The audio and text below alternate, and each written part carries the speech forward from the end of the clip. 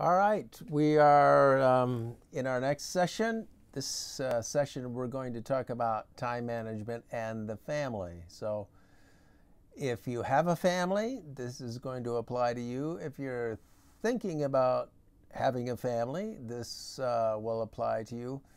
If you grew up in a family, this may apply to you. So I suppose it applies to everyone.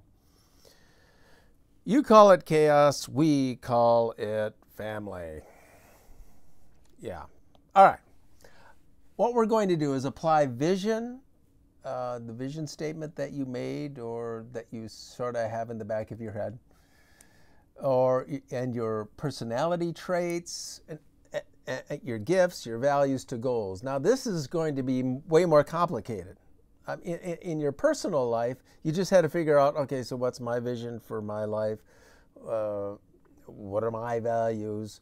What are the spiritual gifts that I have? What are the things that I do naturally well? What are the things that I've acquired by working hard? And then, all the goals, all those things about who I am, and then I make personal goals. Well, that's easy. It's, relatively easy. I'm just one person. But then when we looked at the marriage, it's like, well, now we have two people with two different personality traits, two different sets of gifts, values that may be shared or not shared, vision statements that may coincide or may not, and now we have to somehow together come up with something. And now with the family, you have multiple values, multiple gifts, multiple interests, multiple things that people are good at, multiple personality traits, and how does it go? So you can see how difficult it is for a family to be together. And right now we're living in a world that sort of pulls the family apart. The internet and special interests have ramped up, and our one child goes here, one child goes there, mom goes there, dad goes there. We go to church, it's the same thing. There's a special interest for each one. Well, then how do we ever learn how to do anything together? It's interesting that Disney is the only one that is like trying to bring the family together under one event. Yeah, if you've watched a Disney show, there's all kinds of humor for the kids, and the kids are laughing hysterically, but there's also humor for the adults, and the kids don't even get it. The church should be this, right? The church should be like trying to, that's one of the things we're trying to do at Pathway, is to try to help parents succeed with their children.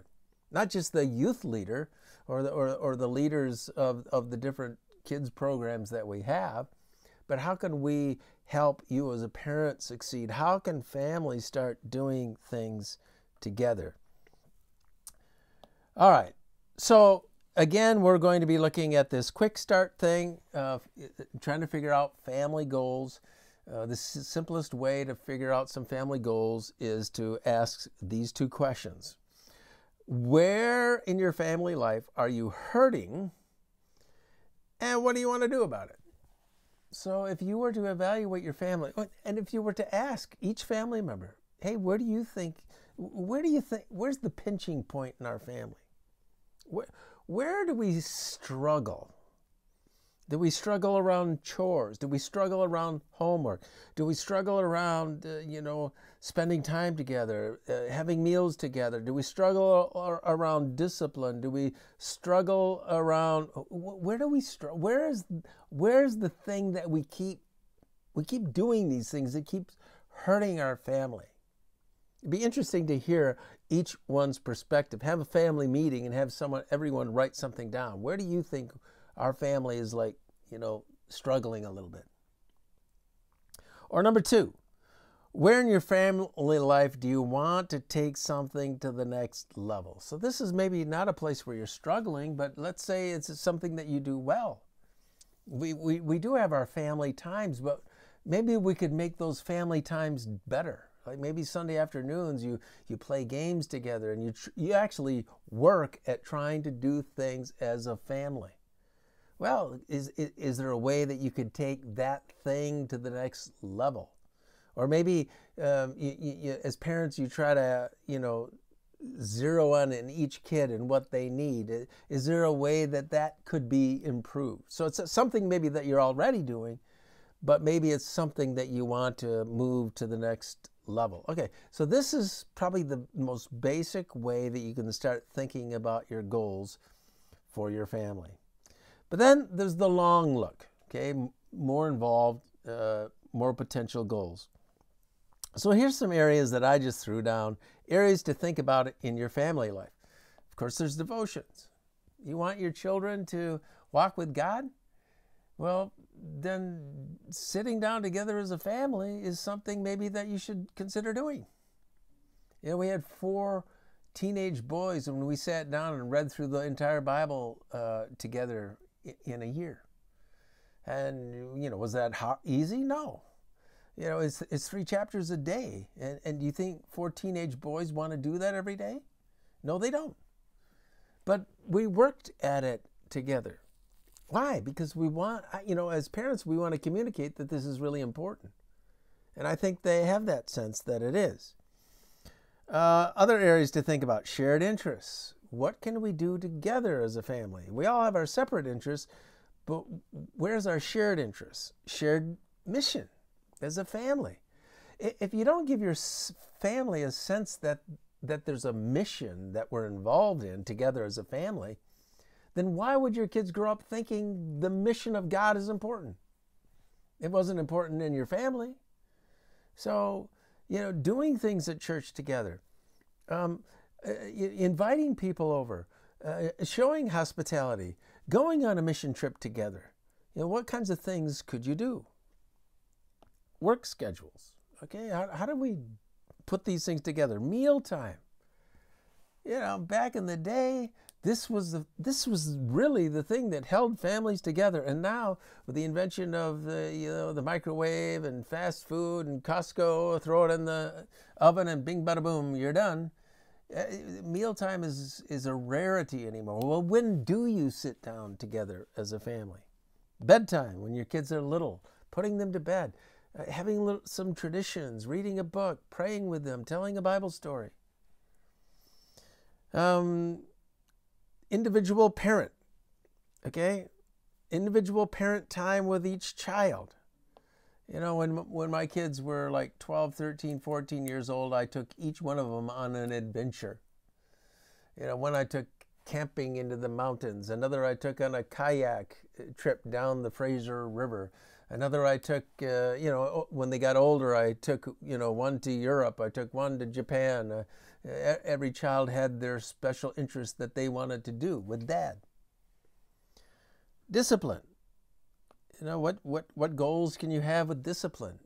Getting kids to agree about some of the discipline ahead of time makes it's like the sugar that makes the medicine go down. What do you think should happen if you don't live up to, you know, the rules that we set in the house? Let them contribute to their own rules and the penalties and the rewards. Encouragement. What kind of goals do we need to establish in our family towards encouraging one another? Schoolwork, fun time. Okay, so just think about all the areas in your family and think of potential goals. All right, I found these little cartoons. This is a Chihuahua. A Chihuahua wants to love but doesn't know how sometimes. Trumbull. Strangers don't interact. Could be the exact opposite. Wild card. Yeah, that sounds like a Chihuahua. German Shepherd. Did someone say bark for 4 hours again? Only loves one person. Still won't listen to them. Sounds like kids. Yorkshire Terrier. Pick me up. No, put me down. Ah. Pit Bulls. Gentle angel baby or neurotic mess? No in between. Does this sound like some of your kids? Pug. Please, ma'am. They don't feed me at home. Definitely gets fed at home. Functioning mess. So which one of your children sounds like these animals? All right. In the light of your personality traits and similarities, what goals can you think of that might improve your family life? Okay. So you looked at your personality traits. Maybe if you did the marriage one, you looked at your marriage family, your marriage personality traits. Now in your worksheet, there's a space to think about your own kids. And I have a little introvert extrovert thing that your whole family could do. So sit down with the whole family if they're old enough to get this whole exercise. And wouldn't it be interesting to know? And wouldn't it be interesting for the family members to know how everyone thinks about themselves? What does your 12-year-old think about himself? Is he a thinker or a feeler? Is he an introvert and an extrovert? Where would he put the X's on all these grids? And then look, at the whole conglomeration of your family. We have some that are this, and we have some that are that. Some are into this. Some are thinkers. Some are feelers. Some are serious. Some are fun-loving. Some are introverts. Some are extroverts. Okay, so you look at the team that you have called your family, and then, well, what kinds of goals in the light of all of this, the similarities, the differences. What kinds of goals should we come up with as a family? What are some of the gifts of your family members? So we worked on that with the personal goals. 1 Corinthians 12, Romans 12 listed all these different gifts in the Bible. We talked about gifts, things that come to you easily, things that you work at, or acquired gifts. Okay, as you're thinking about, okay, Mom, your list of gifts. Dad, your list of gifts. And then kid one. Okay, just sit down with the kids and, look at these passages and try to figure out, well, what gifts maybe they have. Or the acquired gifts, or the things that are easy. You just sit down, well, what do you think you're gifted at? Well, this is what I see in you. I mean, would that be just a fun, interesting thing to do as a family? Again, it's, as families, we're just sort of rolling along. And the bulldozer of life, the modern life, is just pushing us. And all of a sudden your kids are grown up and out the door, and your job is done. Your job is now. So take this retreat, take this time and sit down and just have an hour of fun together discovering what kind of family you have. See the differences, and my guess it's going to be an eye-opener for some of your family members. I didn't know you were an introvert. I didn't know you were an extrovert. Most people think I'm an extrovert, but I'm not. I'm an introvert. You may be surprised to hear your family members say different things than you think. And then, how do we deal with that? What goals can we come up with because of that?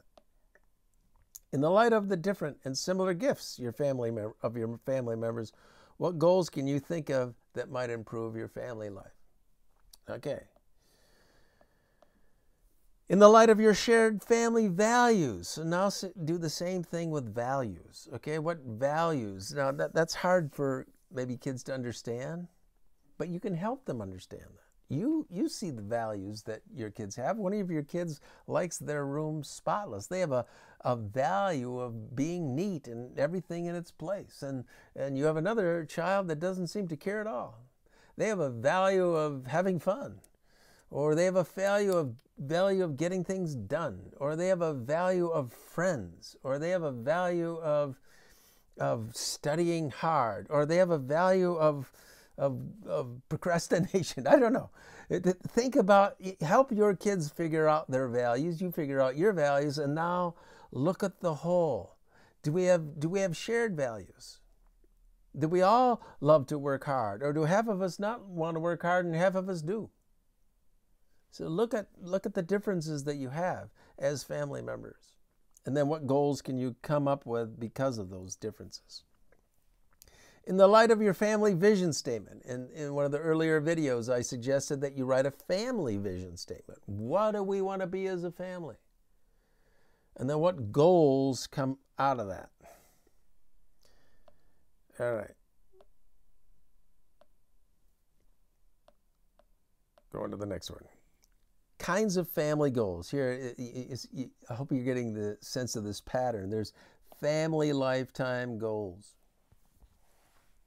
I think a family lifetime goal is, I picture in Revelation, there's this picture of Jesus coming on a white horse, and there's a great crowd of witnesses. That's everyone that has followed Jesus, and we're all there waiting for Jesus. And I picture myself in that crowd, and I'm looking around in this crowd, and who am I looking for? I'm looking, first of all, for my family. I mean, can you imagine? You're in that crowd and you're looking around and you can't find one of your children, one of your family members? Yeah, that's like a long-term goal that makes me want to do something now.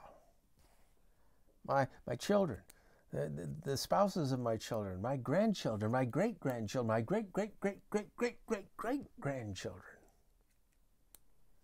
I am the pastor of 1 million people in my family tree. 400 or 500 years from now, there will be 1 million people on this planet that come out of my family tree.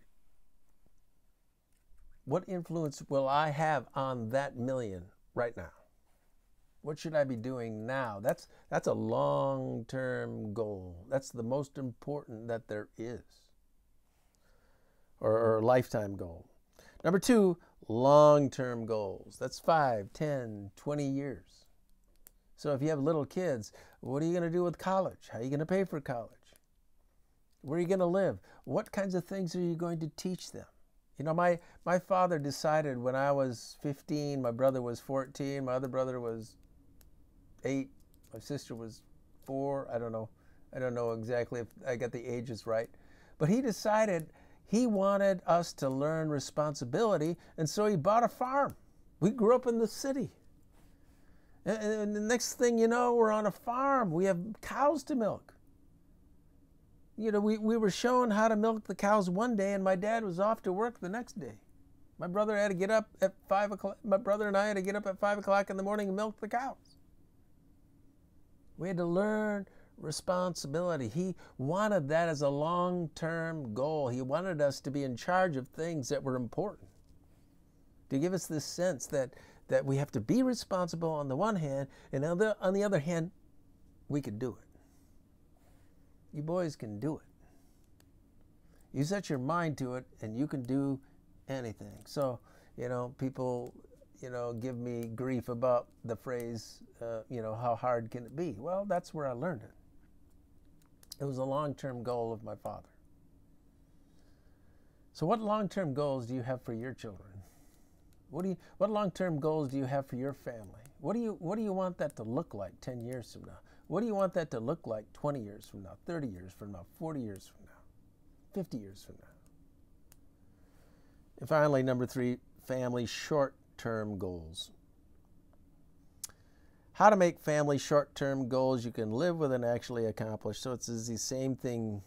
Be specific on what you want to do. Make it measurable. Give yourself a deadline, reward, and penalty. Okay? This, again, is where everyone is general. Well, my goal is that my kids know the Lord and serve Him. Okay. So specifically, what are you going to do to make that happen? What's the list of things? Well, we're going to go to church. Well, we're going to memorize Scripture. You know the Scripture passages we memorize every week? We're actually going to use them in our family at our dinner table whenever we sit down. And we're going to get our kids to actually memorize them rather than just read them on Sunday morning. Or we're going to do absolutely nothing, and they're going to get the sense that, you know, we go to church, we think we're memorizing, we think we're doing these things, but we don't do anything. And so they're learning that, you know, we say as a church we're doing one thing, but as a family, we just do the opposite. And that's okay. Because that's what a lot of you are teaching your kids. So what specific thing? Specific, measurable, deadline, reward, penalty. What are you going to do? Sitting down with your family, making some goals.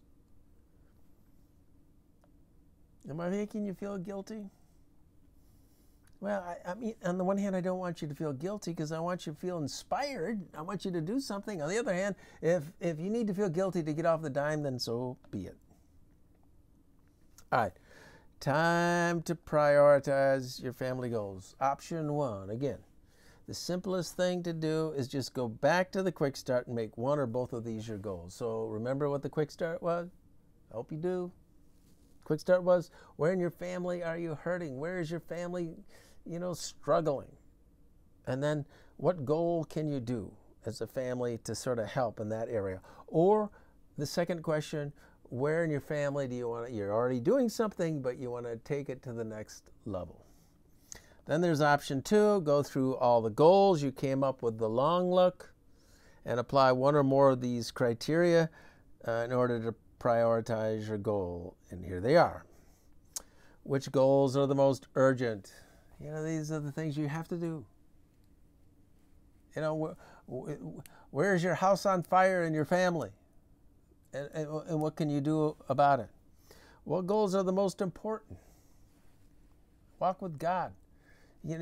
Maybe one of your children is suffering with self-esteem issues. They're at school and maybe they're picked on, or maybe they're not doing well in schoolwork and they feel like they're not very smart, or they didn't make the team, or they're ostracized from the group, and you need to do something about that.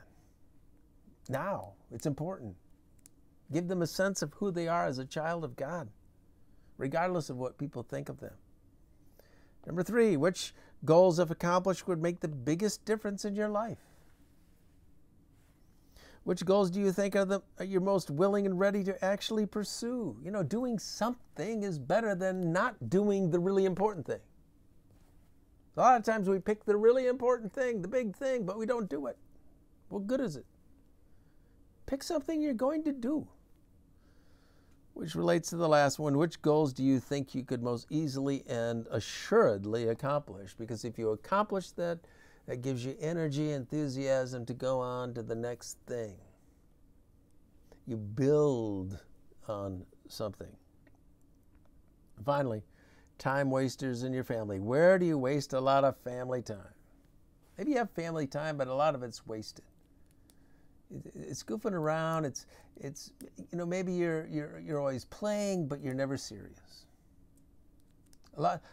In a lot of families often don't get around to the important stuff. In teaching kids in the church, sometimes I'll ask, so what's your father's favorite verse? And they have no idea. What's your mom's favorite song? No idea. Because these things were not talked about. All the other things were done. I remember in my first church, I had a parent come to me and he was in tears. See, my son doesn't come to church anymore, and I just don't get it because, we used to play catch for hours. Yeah, you played catch for hours, but you didn't share faith 1 minute. Number 2, what time wasters do you need to eliminate or reduce in your family time? Maybe it's just watching movies or YouTube videos. Number 3, what demands of others do you need to eliminate, reduce in your family life, or outside of your family life? Number 4, what gets in the way of family time? Probably everything. Work. Work is probably the biggest thing, isn't it? We work so much. A lot of companies do this overtime thing. They don't pay you what you should get paid, and then they give you the bonus of overtime so that you're motivated to work overtime. I think that's what's going on. And so you think you're making a lot of extra money, but really you're just making the money they should be paying you, probably. And what happens is your whole life is work. And then your spouse is working. And then, the kids are, it's like we're so busy. Everybody is like on their own planet. And we just don't have family time. And kids are learning that life is whatever they're into. Kids aren't learning how to compromise. Kids can't be bored for 1 second. Everything has to be totally 100% directed at them, or they are bored to death. And so they have no capacity to compromise. no capacity to be in a situation where it's not being spoon-fed to them. That's what family life is supposed to be. Teaching your kids how to compromise. Teaching your kids how to wait their turn. Teaching your kids how, right now we're focusing on your brother or your sister, and you have to wait in line. These are the things that family teaches you. And eventually you'll learn that that's actually why we're here. To love one another. To love God above all else and our neighbor as ourselves. That life is not about ourselves. And if our kids grow up thinking that life is about them, they're going to have an unhappy life. A lot of people are totally, absolutely unhappy.